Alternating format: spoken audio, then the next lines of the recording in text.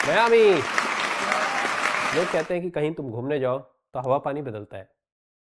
मैं एम्स्टर्डम घूमने गया, मेरी पूरी लाइफ ही बदल गई। सबसे पहली चीज़ जो मैंने वहाँ पे सीखी कि अगर किसी चीज़ को सही जगह पर डालो तो बहुत कुछ हो सकता है। मैंने एक यूरो का सिक्का एक स्लॉट में डाला, एक विंडो खुली, वहाँ पे एक सर्कुलर प्लेटफॉर्म है और वो गोल गोल घूम रहा है। और उस सर्कुलर प्लेटफॉर्म पे एक लड़का और एक लड़की 69 पोजीशन पे लगे पड़े। इसको पीप शो कहते हैं। हमारे लिए पीप, पर इन लोगों के लिए बहुत डीप। पर यही जीवन की सच्चाई है ना, अर्थ भी तो गोल गोल घूम रही है। आखिर क्यों? तुम्हें क्या लगता है, ताकि दिन रात हो सके? बुलशिट। कोई तुम्हारा पीप शो देख रहा है सालों। फिर हम लोग रेड लाइट डिस्ट्रिक्ट गए। मुझे एक लड़की पसंद भी आ गई, हमारा कुछ शुरू भी हो गया, पर कुछ हो नहीं रहा है। शायद कान में रुई डाल रही होती तो कुछ हो भी जाता। ये इतनी आवाजें निकाल रही, हाय हाय हाय, ये पुलिस स्टेशन नहीं, तुम्हारे बाप का घर है, हाय। मुझे अमिताभ बच्चन याद आ, रवीना टंडन तक मैं पहुंच ही नहीं पा रहा हूँ। फिर मैं कुछ कर रहा हूँ, लड़की को ऑर्गेज्म हो गया। मैंने सोचा मेरे 300 यूरो बन गए। और वहां पे मेरे को दूसरी सीख मिली, कभी भी किसी के सामने हाथ मत फैलाओ। जैसे ही मैंने ऐसे किया, उसने यूज कॉन्डम मेरे हाथ में रख दिया। कभी भी तुम्हारे साथ ऐसा हो लाइफ में, प्रोजेक्ट खराब हो, कुछ गड़बड़ हो, लोग तुम पे फिंगर पॉइंट करेंगे। पर मैं बहुत शुक्रगुजार हूँ, बहुत थैंकफुल हूँ कि इस लड़की ने मेरे पे बिल्कुल फिंगर पॉइंट नहीं करी। इसने सीधे घड़ी पे फिंगर पॉइंट करी। 15 मिनट हुए, घटो। मुझे इतना यूज एंड थ्रो फील हुआ। आगे बढ़ी ट्रिप, बड़े बड़े पंखे देखे हमने, उसको ये लोग विंड मिल कहते हैं। जब यहाँ पे हवा चलती है तो ये उससे बिजली बना लेते हैं। अच्छी चीज है, लेकिन हमारा मेरठ तो इससे भी ज्यादा एडवांस्ड है। वहां पे जब हवा चलती है तो सारे ताऊ खाट पे बैठ जाते हैं। अरे अभी बिजली का दुपट्टा ओढ़ने वाला है। तो जैसे पंजाब के खेतों में सरसों लहलहा रही होती है, वैसे ही इन्होंने मिलियंस ट्यूलिप फ्लावर्स लगा दिए हैं। और वहां पे लोग आते हैं, गाना गाते हैं। देखा एक ख्वाब तो ये सिलसिले हुए, दूर तक निगाहों में है गुल खिले हुए। पर ये गलत गाना है। असली गाना है, जो सही गाना है, हमने दबाए तो ये पिल पिले हुए। अब हमारी ट्रिप खत्म ही होने वाली है। 1 घंटे में हमारी लंदन वापसी की ट्रिप है, बस है। हम लोकल ट्रेन से उतरे और कभी कभी मतलब सेटिस्फैक्शन, बहुत अच्छी रही ट्रिप, बहुत कुछ मज़ा आया। एक मोमेंट होता है जिसमें तुम खो से जाते हो, एक सीरीन सा पीसफुल सा मोमेंट। मुझे इतना हल्का हल्का फील हो रहा है। अचानक मैंने देखा ट्रेन जा रही है और मेरा बैग उसी में रह गया, इसीलिए तो हल्का हल्का फील हो रहा था।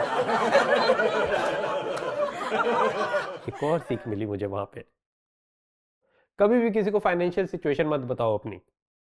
मैंने साबू से बोला, साबू मेरे साथ रुक जा, तेरा सारा खर्चा मैं उठाऊंगा। शायद। वो कहता है, साले तेरे पास तो पैसे ही नहीं। और विशाल, विशाल के बारे में क्या कहें। विशाल को उस टाइम एक बीमारी थी जो किसी को भी नहीं पता थी उस टाइम। वो 4-5 साल में दुनिया से ही कट लिया। हमेशा भूख लगती रहती थी उसको, और शायद उसकी बॉडी और माइंड उसको एक सिग्नल दे रहे थे कि आज एक निवाला और खा ले और हग ले, क्या पता कल हो ना हो।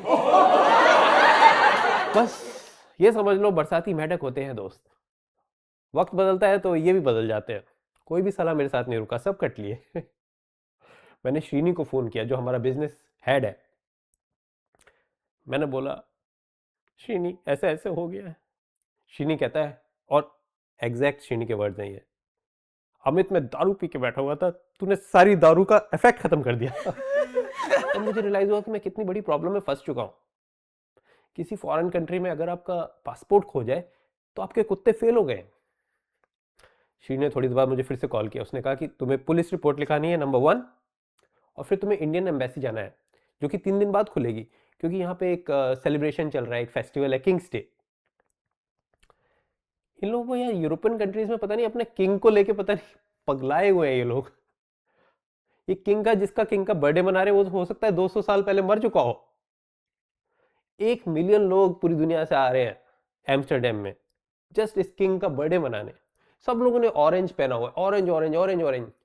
कुछ लोग मुझ पे पॉइंट कर रहे हैं, why not wearing orange, why not wearing orange. अबे तुम्हारे किंग के बर्थडे के चक्कर में मैं क्या ऑरेंज ग्राफ्ट कर लूं यहाँ पे? तुम्हें नहीं पता सर्जरी में कितने पैसे लगते हैं। Natural is the best. मैं पुलिस स्टेशन गया, सालों ने मेरे पे एक कुत्ता छोड़ दिया। मैंने कहा I am scared of dogs. Officer कहते हैं दिस इज अ बिच सन। और ये कुत्ते साले कितने कुत्ते होते हैं, हर जगह सूंघे जा रहा है, हर जगह। यहाँ क्यों सूंघ रहा है? अगर मैंने ड्रग्स ली भी होगी तो यहाँ से थोड़ी ली होगी।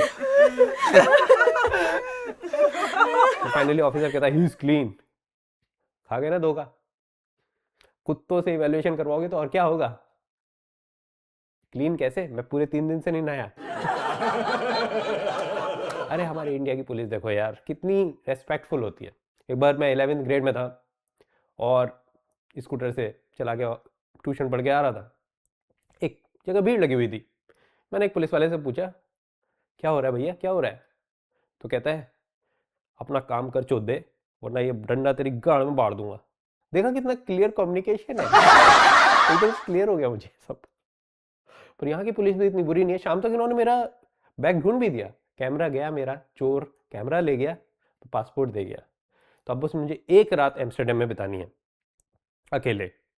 मैं 7-8 जगह होटल ट्राई करे, सब बुक है because of the Kings day. अब मुझे एक रात अकेले सड़क पे बितानी है। 12 बजे तक तो मैं ट्रेन स्टेशन पे था, वहां पे भीड़ थी। 12 बजे के बाद कोई ट्रेन नहीं होती, तो वहां पे थोड़ा सुनसान होने लगा।